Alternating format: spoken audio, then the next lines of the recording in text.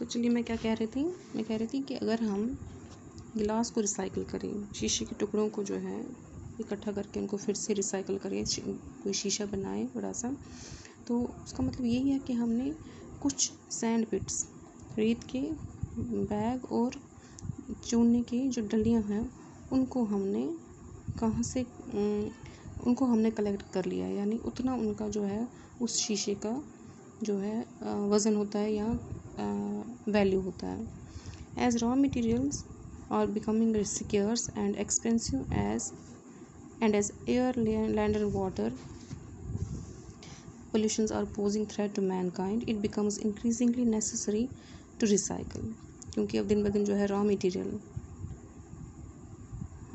मिलना मुश्किल हो रहा है, कम हो रहा है, क्योंकि पेड़ कट रहे हैं और ये कीमती भी हो रहे हैं, और हवा, पानी और ज़मीन गंदी हो रही है.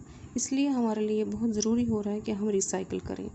Recycling plastic bottle save 60% energy needed to make new bottle. ये सुनने वाली बात है कि अगर हम पुरानी प्लास्टिक जो है उसको रिसाइकिल करके बॉटल बनाए या कोई चीज़ बनाए, इसका मतलब यही है कि हमने 60% एनर्जी बचाई. किसके लिए? अगर एक नई बोतल बनाएंगे, उस नई बोतल का जो 60% एनर्जी लगता है वो बचाई है हमने. 70% energy can be saved in making new steel from scrap. इसी तरह अगर हम स्क्रैप हो गया वेस्ट, रद्दी जिसको हम कह सकते हैं, कहते हैं अगर हम स्टील का कोई बर्तन जो है टूटे फूटे होंगे उनसे अगर हम कोई नया बर्तन बनाएंगे तो इसका मतलब है कि हमने कितनी एनर्जी सेव की? 70%. Recycling of 1 ton of aluminium reduces emission of aluminium fluoride into air by 35 kg. जब एल्यूमिनियम की चीज़ें बनती हैं, यूटेंसिल्स बनते हैं, प्रोडक्ट्स बनते हैं, तो यहाँ पे कुछ गैस निकलती है, जो एनर्जी निकलती है, जो इंसान के लिए या हवा के लिए बहुत ही जहरीली होती है. तो इसका मतलब अगर हम 1 टन एल्युमिनियम जो है पुराना रीयूज़ करें तो हम लगभग 35 किलो जो एल्युमिनियम फ्लोराइड जो हवा में जाता है उसको वहाँ जाने से बचा सकते हैं. तो चलिए देखिए इसकी फिल द ब्लैंक्स है. यहाँ पे यूजिंग द मटेरियल रिपीटेडली, बार बार चीज़ों को इस्तेमाल करना इन डिफरेंट फॉर्म्स, अलग अलग तरीक़ों से, अलग अलग शक्लों में, उसको हम क्या कहते हैं? उसको हम कहते हैं recycling. Trees are saved by recycling. अगर हमें पेड़ों को बचाना हो, हमने यहाँ पे पढ़ा ये 2 trees आर सेव्ड, हमने पढ़ा यहाँ पे कैसे बाय रिसाइकलिंग. किस चीज़ को हम कर सकते हैं? वेस्ट पेपर को. कहते हैं अगर हम वेस्ट पेपर से जो है 1 ton for every ton of waste paper, अगर 1 टन वेस्ट पेपर जो है हमें मिल जाए, उससे अगर हम कोई चीज़ बनाए, इसका मतलब हमने 2 पेड़ों को बचाया है. तो यहाँ पे आएगा वेस्ट पेपर. रिसाइकलिंग और सेव्स, रिसाइकलिंग और क्या क्या बचाता है? एनर्जी और raw material, energy and raw materials. उसके बाद क्या है? प्रेजेंस ऑफ एनी अनडिज़ायरेबल और contaminated substance in the environment called. जो हवा में कोई गंदी चीज़ होती है जो इंसान के लिए, जानवर के लिए, हवा के लिए अच्छी नहीं होती है, वो कौन सी होती है? वो होती है पोल्यूटेंट. और वो क्या करता है? वो पोल्यूशन फैलाता है. यानी उस तरीके को जो उसमें हवा में जो वो गंदगी होती है उसको हम पोल्यूशन कहते हैं, लेकिन जो वो पोल्यूशन फैलाता है उसको हम पोल्यूटेंट कहते हैं. Half a can of petrol can be saved by reusing. अभी हमने पढ़ा कि हाफ केन पेट्रोल हम बचा सकते हैं. कैसे? अगर हम ये देखो, हाफ केन पेट्रोल हम बचा सकते हैं अगर हम एक एल्युमिनियम केन जो है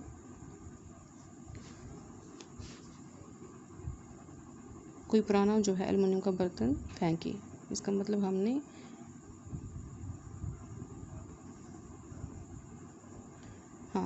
अगर हम एक एल्युमिनियम का केन फेंकेंगे, इसका मतलब हमने उतनी एनर्जी फेंकी जितनी कि एक हाफ केन पेट्रोल में होती है. यानी यहाँ पे आएगा बाय रीयूजिंग एल्युमिनियम. ठीक है. इसके बाद ये हमारे पास पहला पार्ट है, ये मैंने आपको कल दिखाया था, मैंने नोट्स में लिखा हुआ. ये इसमें सेंटेंसेस बनाने थे इडियम्स के. यहाँ पे हमने लेसन में से ये कुछ 1 word सब्स्टिट्यूशंस हैं एक किस्म के, ये हमने निकालने हैं. तो विदाउट कंपेनियन यानी जहाँ पे कोई ना हो, बिल्कुल सुनसान हो, उसको हम क्या कहते हैं? Lonely. Nothing more than only, सिर्फ वही, उससे ज़्यादा नहीं, इसका मतलब accept.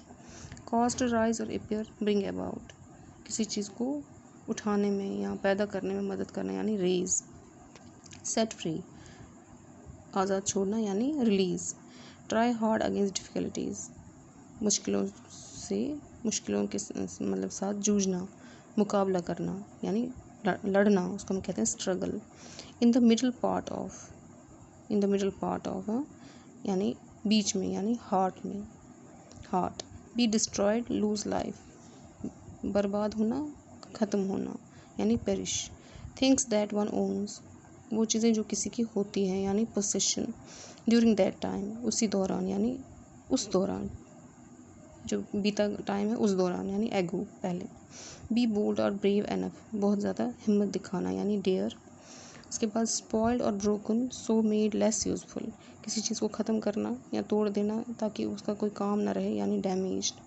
Cause to remember, bring to the mind, किसी चीज़, किसी को याद दिलाना, याददाश्त उसकी तेज़ करना, यानी रिमाइंड।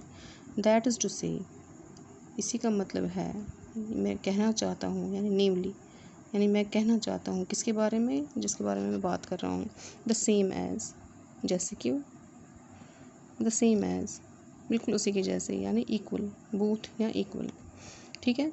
उसके बाद यहाँ पे है, कहता है कि make nouns of the following adjectives and verbs. यहाँ पे कुछ एडजेक्टिव्स हैं, कुछ वर्ब्स हैं, इनमें से हमें नाउन बनाना है। यानी लॉयल जो है ये एडजेक्टिव है, वफादार, और लॉयल्टी नाउन है, वफादारी। फेवर, फेवर जो है ये वर्ब है, ठीक है। और यहाँ पे हमने लिखा है इसको फेवर, इसका नाउन भी हो सकता है और ये वर्ब भी है और नाउन भी है, ठीक है। परफॉर्म भी वर्ब है, तो इसकी जिसका जो नाउन है वो है परफॉर्मेंस। स्ट्रगल ये एडजेक्टिव है और ये स्ट्रगल जो है नाउन, यानी एक वर्ड जो हम नाउन भी एज नाउन भी इस्तेमाल कर सकते हैं, कोई भी पार्ट ऑफ स्पीच जो है नाउन वर्ब एडजेक्टिव वगैरह उसमें कर सकते हैं। ऐसे बहुत सारे वर्ड्स हैं, जैसे मैजिकल हो गया एडजेक्टिव, तो इसकी जो है वो नाउन है मैजिक या मैजिशियन, जादू या जादू दिखाने वाला, ठीक है। प्लॉट हो गया, एक प्लॉट होता है, ये प्लॉट जो है ये है एडजेक्टिव और ये प्लॉट जो है नाउन है, ठीक है। यानी किसी के खिलाफ कोई साजिश रचना, और ये होती है साजिश, ठीक है। चलिए आगे, ये हमारा कंप्लीट हो गया।